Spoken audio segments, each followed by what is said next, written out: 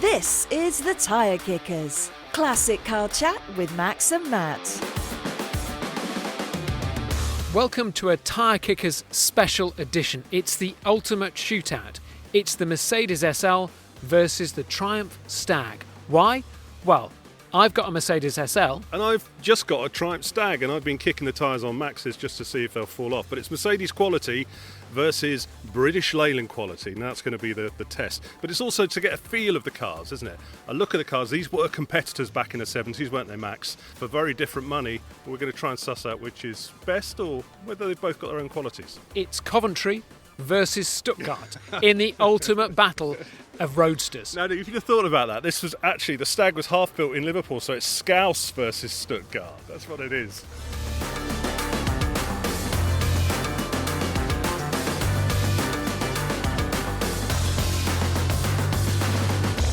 So look, how are we going to work this out, Max? What's the criteria? This is a proper magazine-style road test. We're going to have lots and lots of different tests. I mean, at the end, we'll do a proper road test. Well, I'll drive yours and you drive mine. But in between, let's do other various quality tests. Let's see how quickly, for example, we could put up the roof if it was raining. Let's see what they sound like with the doors and the shutting of the boot and the bonnet. And also, let's look at the stats. Let's do a top trumps of the two cars. Starting with quality is not going to be my strong point. Well, you've got here and it's not overheated yet, so That's true. that's a start.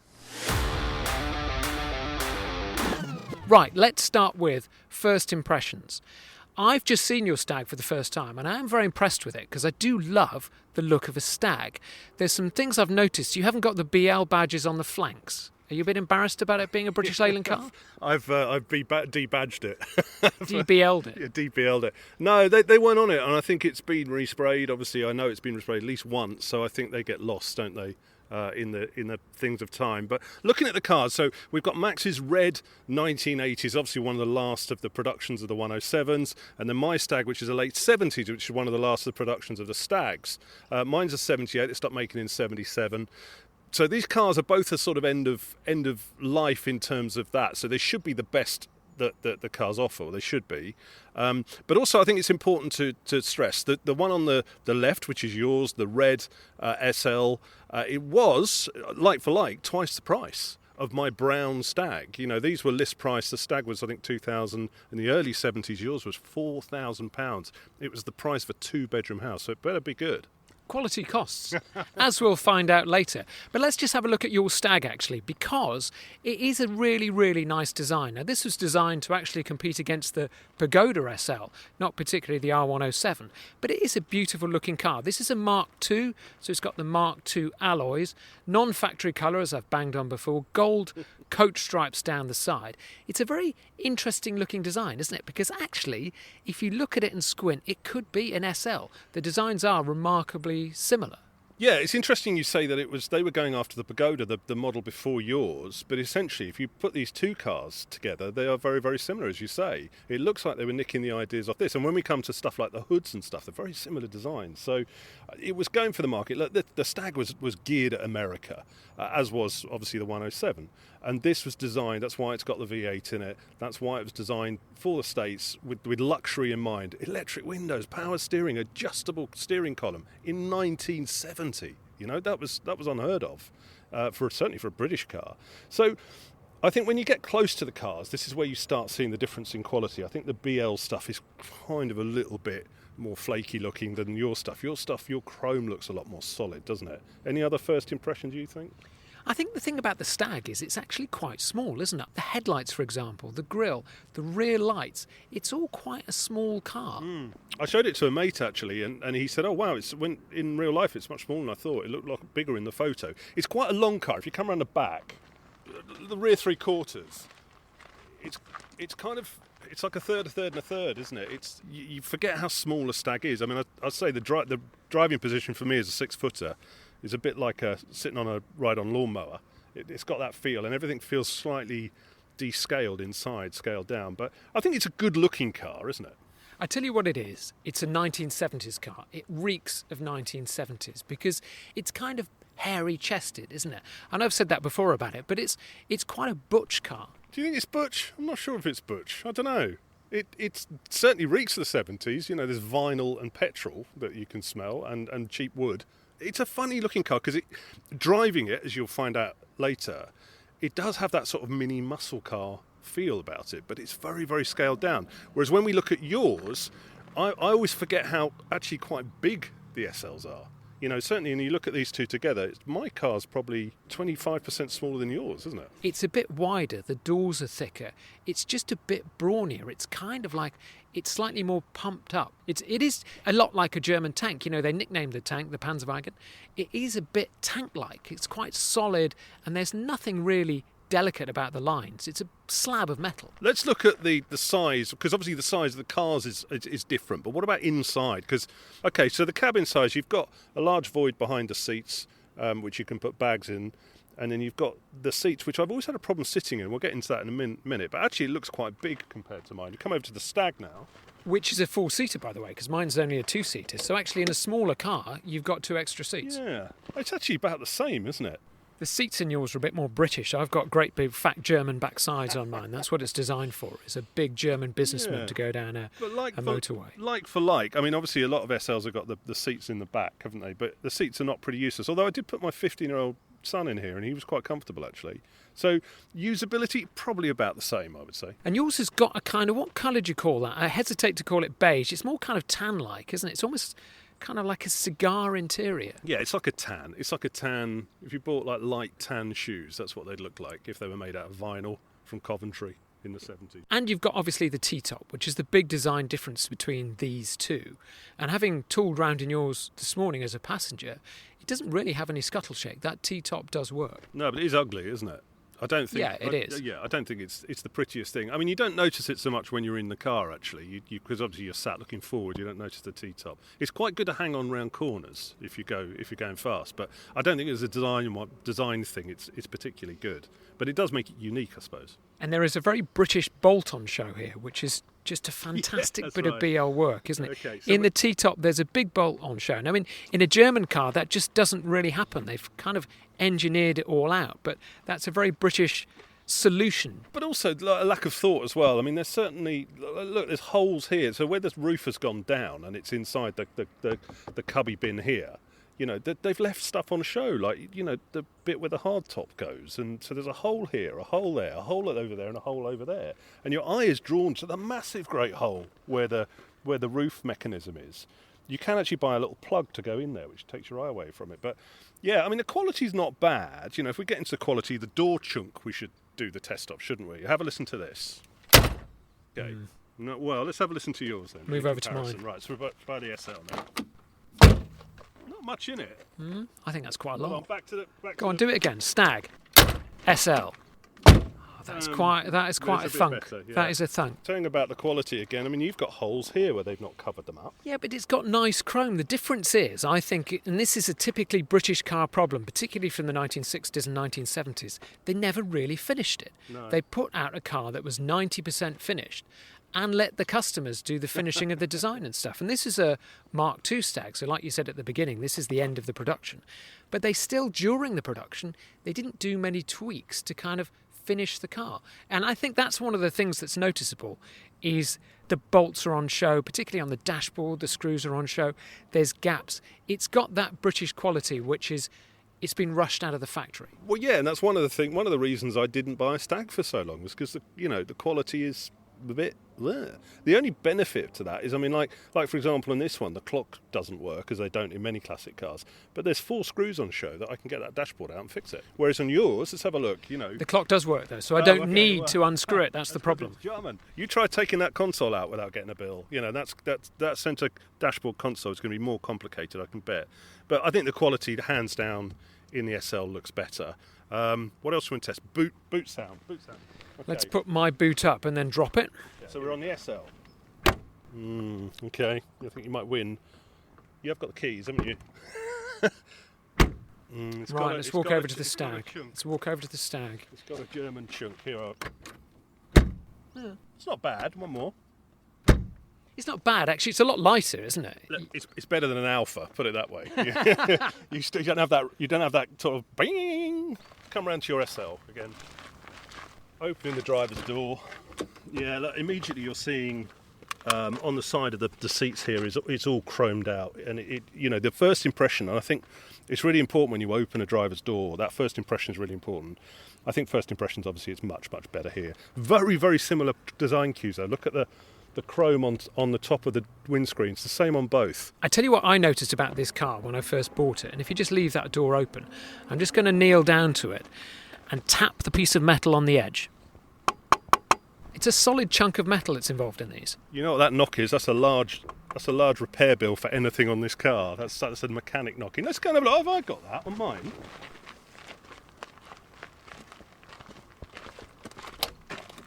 No. Shut that then. The attention to detail in the SL is so much better. You know, I'm talking about the Stag as a 90% car. Yeah. This is a 100% car. It came out of the factory fully finished. Yeah, I'd agree with that. I mean, I think the reason I bought a Stag is I bought the engine. I want to have that V8 for a couple of years and enjoy that. The rest is sort of so-so. It comes in. It's like the old joke with Alphas. You know, you buy the engine, you get the rest chucked in for nothing. But it is, I agree with you, it's a bit unfinished. But bear in mind, when the Stag was built, it was in the middle of industrial action. It was British Leyland infighting. You know, they made the body in Liverpool. They shipped it to Coventry to get put together. And in between that, they were on strike. You know, so it never was finished because they never finished a shift. So things did get there. You know, it's just a collection of terrible ideas.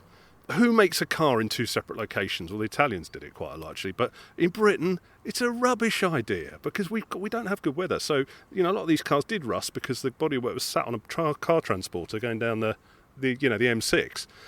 The quality isn't there. You know, if you start poking around, it's not there. But sometimes the whole is greater than the sum of its parts, Max. So we'll see on the test drive, which brings more of a smile to your face.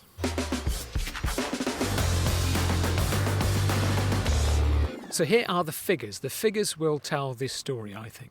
Let's compare top trumps between the SL and the Stag. So, first of all, your top speed is... Triumph Stag, 118 miles an hour. Your top speed, Mercedes 300 SL, is... 121 to 126 miles an hour. I don't know why there's a 5 mile an hour gap, but it's slightly fast. I mean, not significantly, but slightly, isn't it? It depends how fat you are, because the Germans would be fatter, I suppose, so it's slower. Right, on to the next one. 0 to 60, the Stag is claiming 9.5. It was actually about 10.5, 10.7 when tested. The SL is 9.1 to 9.6 seconds. That's not much in it, is there? Not much no. in it. Okay. Economy, oh dear, whoops. Oh, right, okay. Right, I could do this in reverse order. Tell me your economy first for the Mercedes.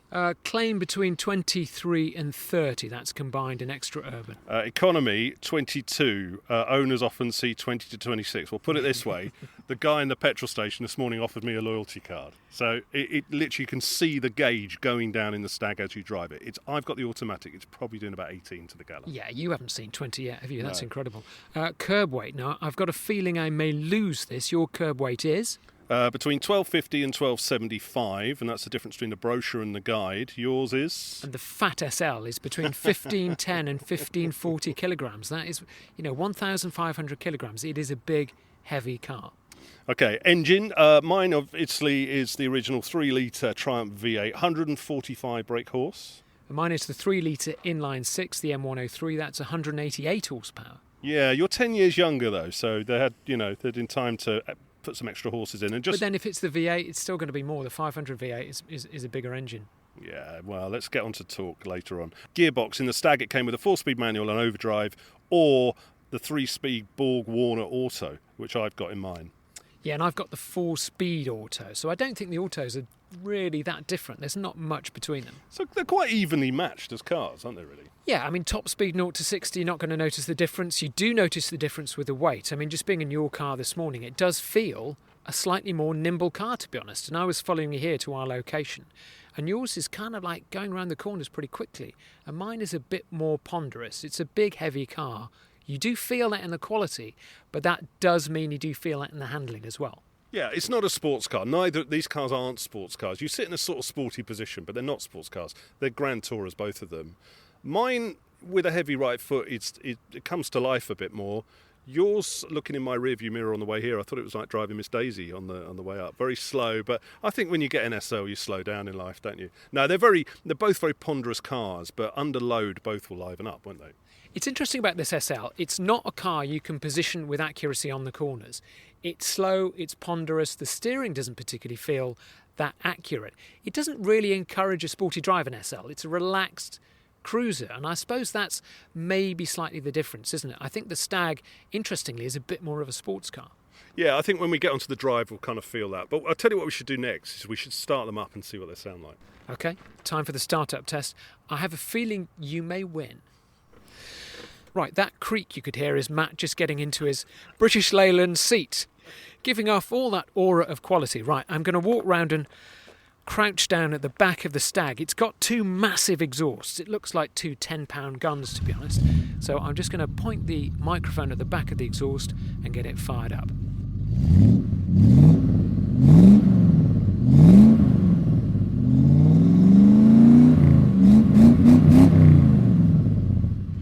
Bollocks. Let's start your German taxi up, see what it sounds like. Right, Max is in position in his German cruiser. Here we go.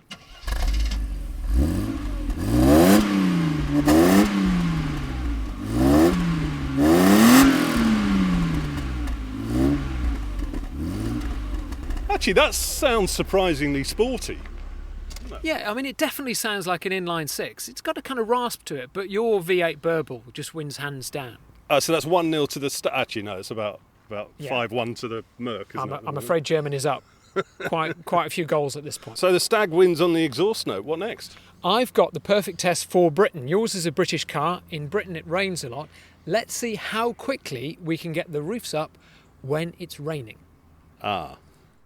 So let's start with Max's SL. You're sort of limbering up. You've stripped off. You've got lightweight, taken your body warmer off.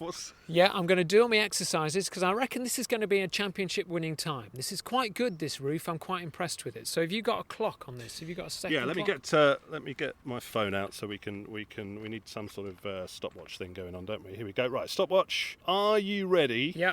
So I'm going to be standing at the back, so I've got to run round, open the glove box, get the bits out, pull the roof up and get it done. So stand by. Let's just get the stopwatch ready. 3, 2, 1, go. Right.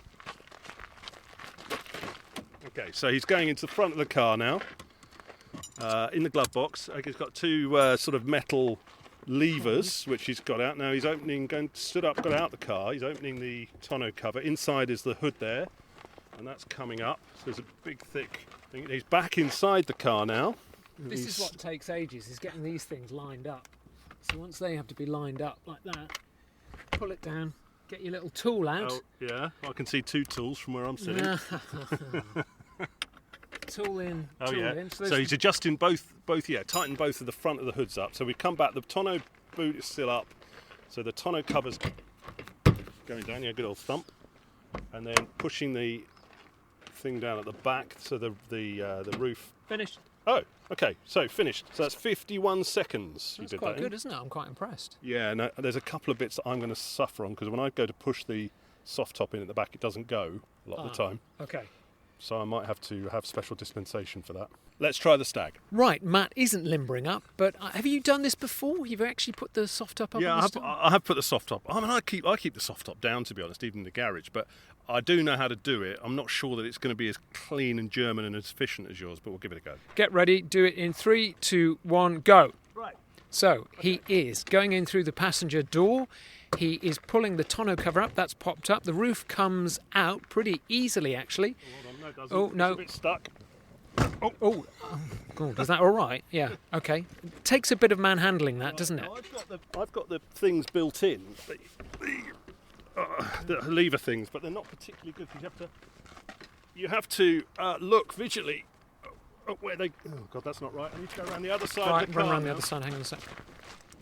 So the prongs basically have to go into the front of the windscreen. Yeah, so the prongs are proud. Yeah, so you have to line them up properly. So this one, that's round the wrong way now. Yeah, right. There we go. That's one in. Right, that's the driver's side in. Let's go around the passenger side. Let's do that. Passenger side prong is in. The lever just needs to be turned. Right. Okay. So you see, it's a little bit. It's. Oh, hold on. Is it that way? Yeah, there You it have is. to line it up. Okay, line up. Great. Okay. Go to the back. The back. Now I'm putting the tonneau cover down like yours, and then this I've got to release the catch here. Oh, and and around the fiddly other catch. side. You have to go around twice, both sides. So there are already catches. I'm running around the car. There we go. No, Oh. not down. No, not down. Yeah, but it's Push. No. I've stopped. Okay, yeah, that was You can have the 1 pin. minute 24 seconds, and it's not And it's not finished yet. secure, is it? No, it's this little pin that goes in the back is not quite in it, and I think you have to unzip the window and stand on it basically to Is make that a it do it. spring-loaded pin at the back? I think it might be. Yeah, I might have to have done it slightly the wrong way around. I don't know, but it's a bit more of a faff. The end result when done is kind of similar. The idea is the same, isn't it? Yeah, It's just yeah. like the British kind of cars. It's just the execution. It's just, and as you see, it didn't really come out the bin that cleanly. But yeah, it's kind of. Oh, that's a bit fallen off there. Oh dear, never mind. Are you okay? Do you want to sit down? Do you want an ambulance? Yeah, I'm actually a bit out of breath actually after doing that. But you see what I had to do though? I had to run around the car a couple of times. But it's all relative, Max, because in my old car, in a 60s car, that would take 10 minutes. No, but it's relative to the car that we're testing it against, which is the SL, which Well, took, no, what, well, 51 it's- seconds? And you took, what, Yeah. one? Oh, it's the clock's Okay. still running. It's still at 2 minutes 26 now. So that's a win for the SL. Right, road test time. It's Max going first. He's going to drive the Stag. So Max, you're on. He's just walking up. He's going to get in the car. That indicator's from a Sherpa. Oh, you've got to be gentle with the indicators. We need to give each other a bit of basic info before we start driving. Be careful of the indicators, they will come off in your hand if you're not careful.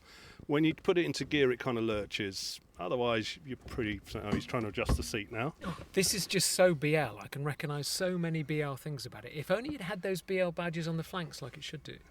Yeah, so it's very, very British lane. And the interior, I'm not a fan of the interior. I just shut my door. What, do you want to fire up? Now, the other thing I need to tell you is for some reason in this car, the key works backwards. So you turn the key towards you to start. See, I quite like this interior. You don't like Stag interiors. I really do. It's got that great kind of like multifunction gauge that lights up with different problems. It's probably quite important in this car. But actually, I think it's a kind of like a light, spacious interior. Now, my interior, the Merc interiors particularly, are always quite dark. This isn't. This is nice and bright. That V8 Burble is great, isn't it? So it's three shunts and you'll feel it lurching to drive.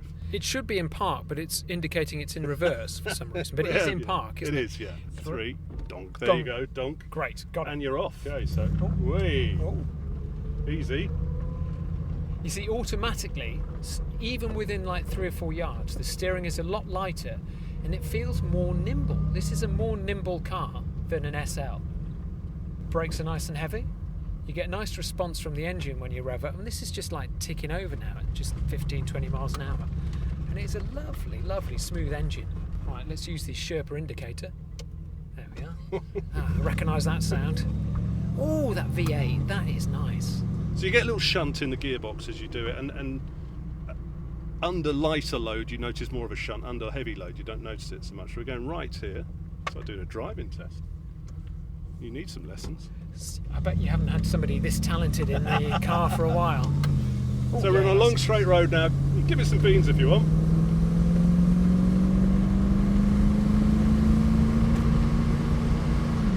Oh, there's the gear change. So 3 speeds. So really, Yeah, it that's it. it doesn't change gear that much, does it, No, with it 3 doesn't. speeds? But it picks up all right, doesn't it? Do you notice the bonnet lift as you put your foot down? I do, and I notice it's just a lot lighter car. You can feel a lack of weight compared to mine. It's a lot lighter. We didn't shut that tonneau cover properly. It's squeaking in the background, so sorry about that if you have to listen to this. Right, coming up to a roundabout. We're going to go left here. Nice brakes. Oh, there's a Ferrari 360 Spider coming past. Shunting into second.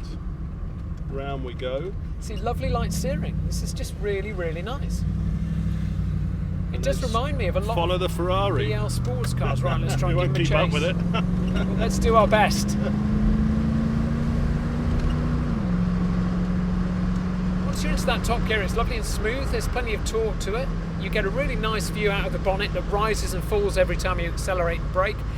It's got that 1970s feel. It just feels like a proper 70s sports car. That's 3,000 revs and 60 miles an hour. That's quite nice. I mean, it is a nice engine. I know these engines have a reputation for being troublesome, but it is a beautifully smooth V8.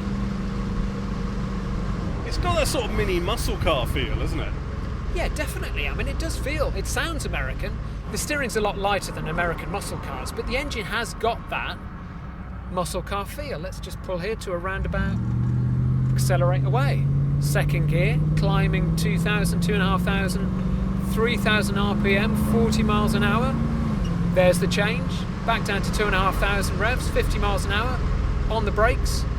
Yeah, this is actually really, really nice. I used to drive a lot of Stags and I remember them quite well, and this is bringing back the memories of the good ones and not the bad ones. So we're pulling up now next to your SL, and in a nutshell, what do you think? I really like it. It's brought back some very good memories of Stags and also Triumphs in general, because Triumphs do handle, and this is a nice handling car. Just the gearbox is just a bit period, but everything else is really good. Okay, let's jump in the SL. Right, I'm settled in the passenger seat of my SL. Let's just close the door. Now, Matt is heading over to have a drive of my SL.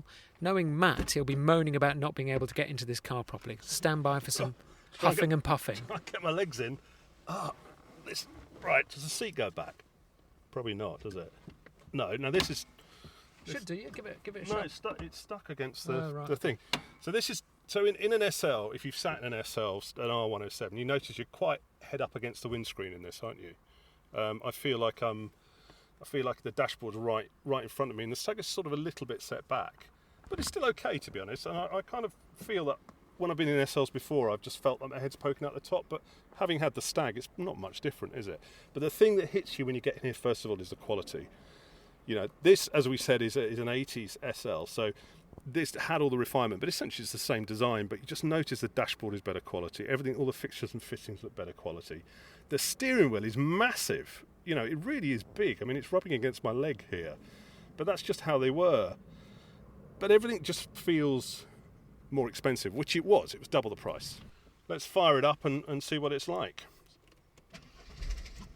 Oh, hold on. Need a bit of throttle when it's hot. Yeah. Okay, so it's quite muted. It's quite lethargic, this engine, because you actually have to rev it a lot before you get anything out of it. And the accelerator's it's got a lot of resistance. You don't immediately feel like revving it. There's a bit of travel in it, isn't there, before you do it. It does sound very modern, the engine, actually, compared to, certainly I've driven a V8 one of these, and that sounds a bit more old-fashioned. This sounds a bit more modern. It's quiet. The sound deadening is obviously here. It's it's not quite so much of a in-your-face experience as driving a Stag. It's a lot more refined. Well, let's stick it into gear and see what it's like. So into reverse. We'll reverse out this space we're in. Oh, it's straight. You've got the power on straight away, and it feels like a modern car, this. I've got to say, it's, for a classic-looking car, it feels much more modern. It's much heavier for a start. Let's put it into drive. Now, I'm having a problem with my feet. I've got size 12 feet. I've got deck shoes on, but I'm getting my foot caught between the throttle and the accelerator. There's not much room in that footwell. But pulling forward, it's very refined and very relaxed. It's not as quite as a theme park ride as the Stag, is it? It's much more refined.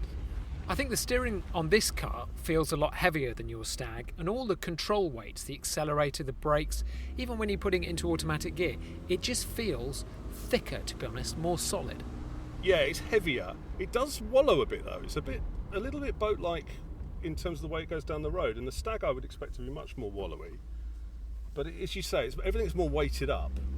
You do have to give it a lot more on that accelerator to get it going. So we're just pulling up down a long straight road now, and you can hear it change. It does lurch a little bit in the gears like mine does, but it sits on the road quite heavy. It feels a heavier car. Yeah, it's certainly not a sports car, is it? Because even just accelerating there with the Stag, and we're up to sort of 3,000, 4,000 revs. On this car, we were taking over at about 2,000, 3,000. It doesn't actually encourage you to go any faster. No, it doesn't. I'm sort of standing on the throttle to get it going, to be honest. So it'll be interesting to see when we hit this dual carriageway, which we're coming up to see what it's like. Now, again, I've got sort of not a lot of room.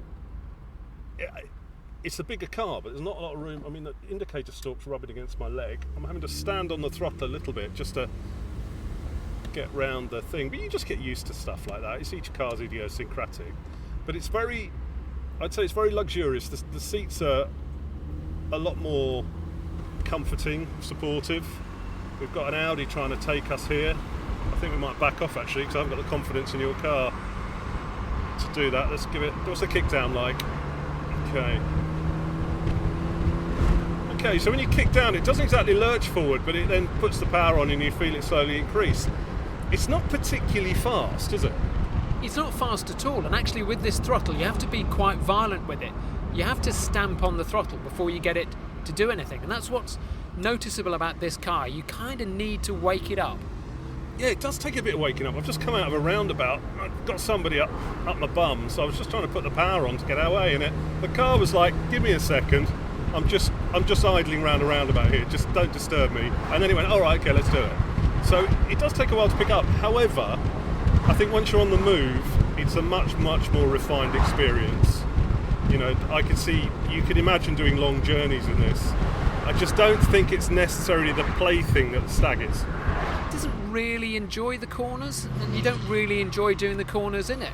It's a kind of straight line, I wouldn't say dragster because it's not very fast, but it's a straight line experience. It's a cruiser. Yeah, I agree, but what I've done while you were just talking there is I've put my arm out the window, and I think it is a very relaxing car. So within a couple of minutes of driving it, I'm already arm out the window, I'm steering with one hand, I feel quite relaxed, I feel like it's really solid, and I know I'm in a good looking car, and I know that this will get me where I need to go. The Stag is more of a classic car experience, I think. It's always every journey is a journey of optimism, really, about whether you're going to get there, as it is in all classic cars. I just think this just feels more German and more reliable. Whether that's at a payoff of the kind of performance or the, what's the word? Well, fun. Yeah, it's a thrill. Whether that's at the expense of the thrill of the car, I'm not so sure, but I think this is a beautiful car. I mean, we'll get to the conclusions in a minute, but in terms of driving it, we're back now on a sort of long straight road. I'm just doing over 30 down here, and under load it's fine, but it is interesting that throttle, you do have to stand on it to get it to move, don't you? It's a lovely drive. It's a really lovely drive, but it's interesting how different it is, because these cars were competitors, but they're both very, very different. Right, time for some Car Magazine Roadtest style conclusions. Right, engines off. I think the Stag is a great concept car, but just the concept wasn't finished, which is a shame because, like so many BL cars, the actual design behind it, the idea behind it, was brilliant. I mean, nothing short of brilliant.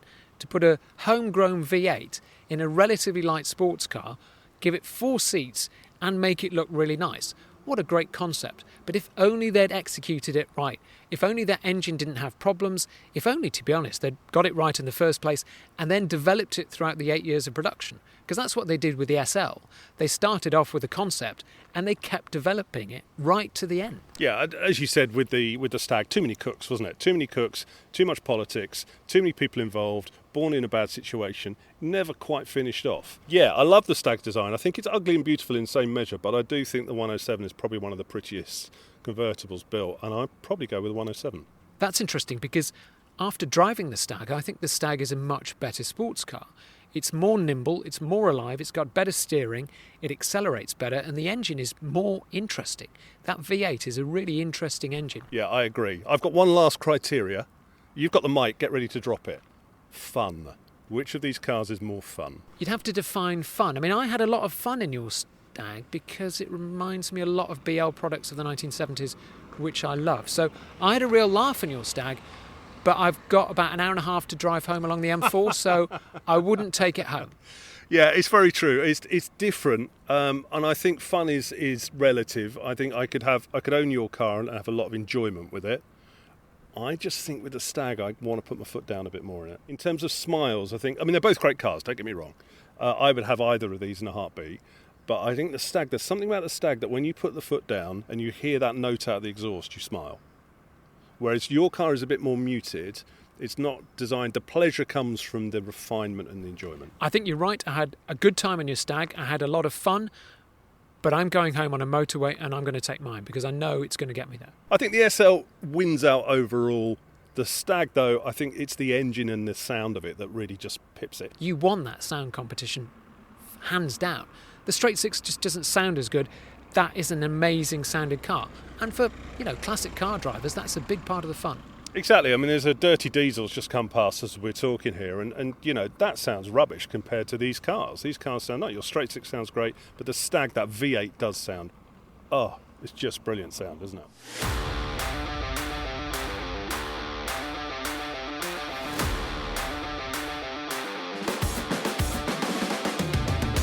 So that's it, Stag versus SL. We've come to a kind of conclusion, I suppose. Yeah, Yeah, it's a bit of a knockout for the SL in terms of overall, but I still think the Stag is a great car. What do you think? Have you owned a Stag? Have you owned an SL? Have you owned both of them? Can you compare them? Do let us know on our socials. We're at the Tyre Kickers UK on Instagram and the Tyre Kickers, 3 separate words, on Facebook. And we will put up loads of photos from this group test. You'll get to see the cars, you get to see them parked next to each other. So do have a look on that, do comment on that, and do get in touch. But until next time, it's bye from me. Goodbye.